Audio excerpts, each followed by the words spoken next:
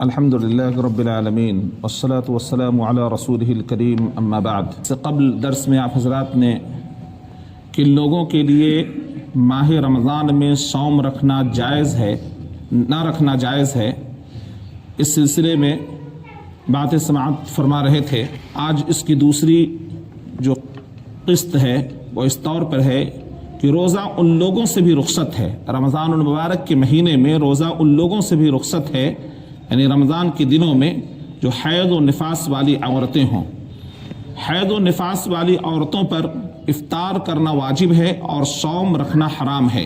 यानी सौम रमज़ानुल मुबारक के दिनों के अंदर में अगर हैज़ और निफास के अंदर में मुब्तला हैं तो उनके लिए सौम रखना जायज़ नहीं है, दुरुस्त नहीं है, हराम है। और अगर यह दोनों सौम रखती हैं तो उनका सौम सही नहीं होगा। यानी अगर कोई हायजा ये चाहे कि हम सौम रख लें, रोज़ा रख लें, या कोई निफास वाली औरत चाहे कि हम रोज़ा रख लें तो उनका रोज़ा दुरुस्त नहीं होगा और उन पर हैज़ो निफास के दिनों में छूटे हुए सौम की क़ज़ा करना दूसरे महीनों के अंदर में लाजिम होगा। मुआज़ा कहती हैं कि मैंने आयशा रज़ियल्लाहु अन्हा से पूछा, क्या बात है कि हायज़ा सौम की क़ज़ा करती है और सलात की क़ज़ा नहीं करती, सलात की क़ज़ा नहीं करती। तो है आयशा रज़ियल्लाहु ताला अन्हा ने फरमाया कि क्या तू हरूरिया है? मैंने जवाब दिया, वो कहती कि मैं हरूरिया यानी एक बिदअती फ़िरक़े से नहीं हूँ, यानी मैं हरूरिया नहीं हूँ, लेकिन मैं पूछ रही हूँ। यानी सवाल के ऊपर है आयशा रज़ियल्लाहु ताला अन्हा को ऐसा महसूस हुआ कि हरूरिया तो नहीं है, फ़िरक़े बातिला में से तो नहीं है। तो उन्होंने कहा कि नहीं, मैं हरूरिया नहीं हूँ, मेरा तफसीर के तौर पर मैं आपसे ये सवाल कर रही हूँ, लेकिन मैं पूछती हूँ। आपने फरमाया, हज़रत आयशा रज़ियल्लाहु ताला अन्हा ने फरमाया कि हमको नबी सल्लल्लाहु अलैहि वसल्लम के ज़माने में हैज़ आता था तो सौम की क़ज़ा का हुक्म दिया जाता था और सलात की क़ज़ा का हुक्म नहीं दिया जाता था। बस इतनी ही बात, यानी इसके बारे में कोई कुरैत बिन कि ऐसा क्यों हुआ, जो शरीयत का हुक्म आ गया उस पर क्यों का कोई सवाल पैदा नहीं होता। आमन्ना व सद्दक़ना, हैज़ और निफास वाली औरतें बराबर हैं, क्योंकि हैज़ और निफास दोनों का हुक्म यकसा है कि उन दिनों के अंदर में नमाज वो नहीं पढ़ेंगी और उसकी क़ज़ा भी नमाज की नहीं करेंगी। लेकिन रोज़ा अगर छूटता है तो रोज़े की क़ज़ा उन लोगों के ऊपर लाजिम और ज़रूरी है। नंबर 3, हामिला और दूध पिलाने वाली औरत, इनके लिए रोज़ा रखना रुख्सत है। जैसे हामिला और दूध पिलाने वाली औरत पर अगर सौम रखने में मशक्क़त हो तो वो इफ्तार करेंगी, वो सौम नहीं रखेंगी, लेकिन उनके ऊपर सौम रखना हराम नहीं है। हैज़ और निफास वाली औरतों के लिए हराम है, लेकिन इनके लिए क्या है, रुख्सत है।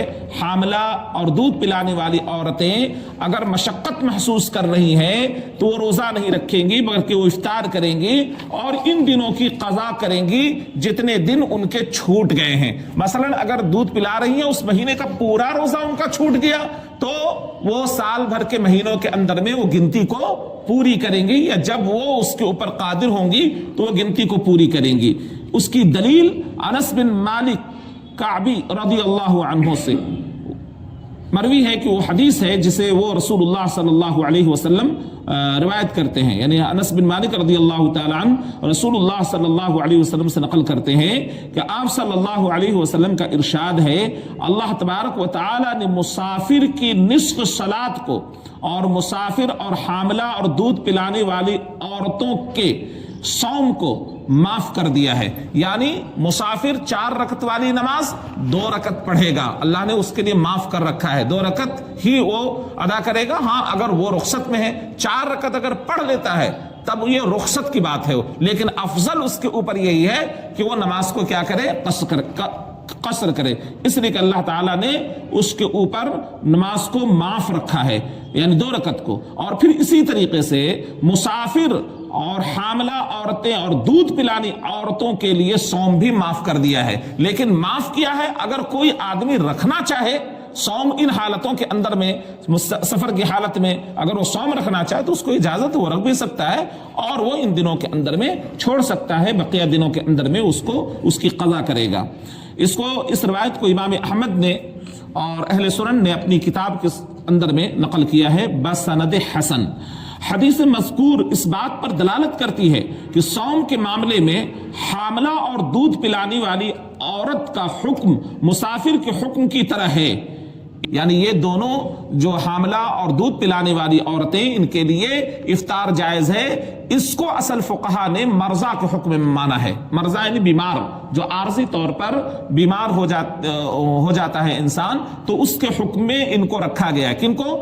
حاملہ کو اور دودھ پلانے والی عورتوں کے، کیونکہ مشقت ہے اس بنیاد پر وہ روزہ ان دنوں کے اندر میں نہیں رکھیں گی۔ نمبر 4، بڑا بوڑھا اور بوڑھی عورتیں۔ اگر کسی بڑے بوڑھے یا بڑی بوڑھی عورت پر صوم رکھنے میں مشقت ہو تو ان کے لیے افطار کرنے کی اجازت ہے، یعنی رمضان کے دنوں کے اندر میں وہ صوم نہیں رکھیں گی، البتہ انہیں ہر دن کے بدلے ایک مسکین کا کھانا دینا ہوگا۔ چونکہ اب بوڑھے ہو گئے ہیں، رمضان کے دنوں میں اتنی طاقت نہیں ہے کہ وہ روزہ رکھیں، تو اب کیا کریں؟ تو اس کے بدلے میں اللہ تعالیٰ نے فرمایا ہے کہ ہر دن کے بدلے ایک مسکین کا کھانا ہوگا۔ عبداللہ بن عباس رضی اللہ عنہما اور دیگر اہل علم کا یہی فتویٰ ہے۔ نبی اکرم صلی اللہ علیہ وسلم کے خادم انس بن مالک رضی اللہ تعالی عنہ جب بوڑھے ہو گئے اور صوم رکھنے میں مشقت ان کو ہونے لگی تو افطار کرتے تھے اور ہر دن کے بدلے ایک مسکین کا کھانا کھلایا کرتے تھے، یعنی ہر دن کے بدلے میں ایک مسکین کا کھانا کھلایا کرتے تھے۔ تو فدیہ دینے میں آپ نے دیکھا کہ یا تو آپ گھر پر بلا کر مسکین کو کھانا کھلا دیں، یا کھانا پہنچا دیں، یا پھر کھانے کا گوشت دے دیں جو وہ کھا سکے، جو ایک دن کے کھانے کے لیے اس کے لیے کافی ہو سکے۔ عطا سے مروی ہے کہ انہوں نے عبداللہ ابن عباس سے سنا کہ اللہ تبارک و تعالیٰ کا ارشاد ہے وَعَلَى الَّذِينَ يُطِيقُونَهُ فِدْيَةٌ طَعَامُ مِسْكِينٍ، اور اس کی طاقت رکھنے والے فدیہ میں ایک مسکین کا کھانا دیویں۔ یہ منسوخ نہیں ہے، البتہ یہ آیت ان بوڑھے مرد اور عورتوں کے حق میں ہے جن میں صوم رکھنے کی طاقت نہیں ہے۔ انہیں ہر دن، یعنی یطیقونہ کا ترجمہ وہ کرتے ہیں یتجشمونہ، یعنی وہ بمشقت روزہ رکھتے ہیں، یعنی روزہ رکھیں گے تو نڈھال ہو جائیں گے، اور اس سے مراد بوڑھا اور بوڑھی۔ انہیں ہر دن کے بدلے ایک مسکین کو کھانا کھلانا چاہیے۔ اس روایت کو امام بخاری نے نقل کیا ہے۔